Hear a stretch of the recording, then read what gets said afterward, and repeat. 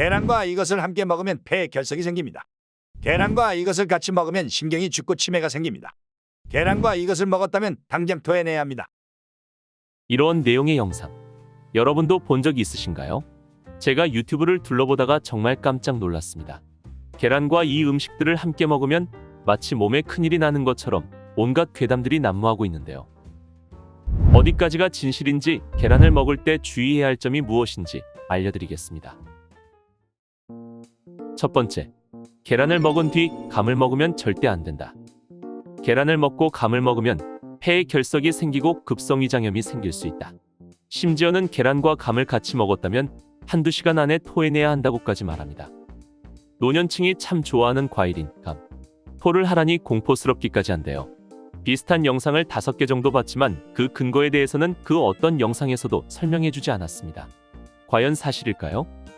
어느 정도 일리는 있지만 과장도 많이 된 이야기입니다. 일단 이런 속설이 생긴 이유는 감의 풍부한 탄닌 성분 때문일 것으로 추정됩니다. 떫은 맛을 내는 폴리페놀 성분인 탄닌은요, 입이나 위 등 소화기관 안에서 단백질과 만나면 엉겨붙고 덩어리가 되는 성질이 있거든요. 그래서 혀에서 떫은 맛이 느껴지는 것도 탄닌과 침 속에 단백질이 엉겨붙으면서 나는 촉감이 떫게 느껴지는 거랍니다. 탄닌이 풍부한 대표적인 과일이 감이고 단백질을 대표하는 식품이 계란이어서 둘이 만나면 결석이 생긴다. 이런 논리로 속설이 생긴 것으로 생각됩니다. 그래서 정말인지 찾아보았는데요. 탄닌 성분이 폐에 결석을 만든다는 내용은 찾아볼 수 없었습니다. 하지만 탄닌 함량이 높은 식품은 위장 속에서 위산과 만나면 위석을 만들 수도 있다고 합니다. 그래서 위암 수술을 받은 환자들이나 위가 약한 사람들에게는 위석 예방을 위해 감 섭취를 제한하기도 한답니다. 특히 탄닌은 덜 익은 떫은 감에 많다고 하기 때문에 덜 익은 감이나 공복의 감을 드시는 것은 상당히 조심하셔야 합니다.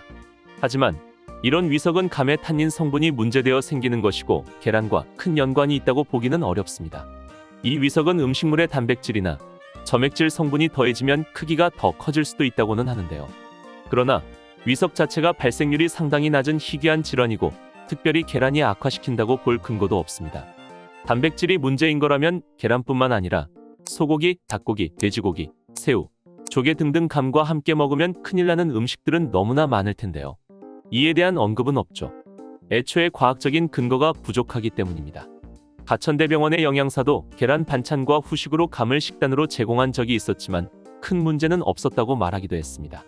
일반적으로 식사에서 계란 한두 개를 먹고 이후 감을 1개 정도 먹었을 때는 큰 문제가 되지 않으니 너무 걱정하지 않으셔도 됩니다. 두 번째, 계란을 먹은 후 녹차를 마시면 안 된다. 이 주장의 논리는 앞서 말했던 감과 같습니다. 녹차잎에는 탄닌 성분이 많거든요. 그런데 한 가지 알아둬야 할 것은 탄닌 성분이 나쁜 성분은 아니라는 겁니다. 탄닌은 항산화 작용과 항염증 효과를 가지고 있는 성분이거든요. 다만 과도하게 섭취했을 때는 소화장애를 일으킬 수 있으므로 녹차든 감이든 항상 적당량을 먹는 게 중요한 겁니다. 세 번째, 계란을 먹은 이후 약을 먹으면 안 된다. 계란이 단백질 함량이 높아 위장에 부담을 주기 때문에 계란을 먹고 약을 바로 복용하면 해롭다는 주장인데요. 여러 병원 홈페이지 그 어디를 둘러봐도 환자들은 계란과 같은 단백질을 잘 챙겨 먹어라, 잘 익혀 먹어라 라는 문구뿐입니다. 병원에서 제공하는 환자들의 식단에서도 하루 한 번 정도는 계란 후라이나 계란찜, 계란국 등 계란을 이용한 음식이 자주 나옵니다. 약을 자주 챙겨 먹는 환자들을 대상으로 제공하는 병원 밥으로도 계란은 자주 활용되고 있습니다. 그리고 이 주장에 따르면 앞서 말한 감과 녹차처럼 계란의 단백질 때문에 생기는 문제라는 건데요. 비단 계란만의 문제가 아니라 단백질은 다른 음식에도 풍부합니다. 콩도, 고기도, 생선도, 두부도 모두 해당되는 말이겠죠. 그러니 논리에 허점이 많은 이런 주장은 믿지 마세요. 계란을 포함한 균형 잡힌 식사를 한 이후에 약을 드시면 됩니다. 만약 계란이 약의 성분과 맞지 않는다면 담당 의료진이 미리 안내해 줄 테니 걱정하지 마세요. 알러지가 있지 않은 이상 계란은 정말 질 좋은 단백질 공급원입니다. 계란과 관련된 괴담 몇 가지를 알아봤는데요. 계란을 먹을 때 정말 주의해야 하는 것은 따로 있습니다. 이것은 매년 여름 식중독을 유발해 심각하게는 사망자까지 발생시키죠. 바로 살모넬라 균입니다. 닭이나 돼지 등 동물의 장에 서식하는 균인데요. 계란의 표면에 닭의 배변이 묻어있는 경우에 잘못 만지거나 요리해서 우리 몸속에 들어가게 되면 복통과 설사, 구토는 물론 식중독을 일으키게 됩니다. 2021년에는 한 김밥집에서 계란지단으로 시작된 살모넬라균 때문에 무려 270여 명이 식중독에 걸리기도 했죠. 때문에 요리하실 때는 계란의 표면에 닭의 배변이나 이물질이 묻어 있는지 잘 확인하시고요. 꼭 깨끗하게 세척하신 후에 드셔야 합니다. 계란을 만진 이후에는 바로 손도 씻으셔야 하고요.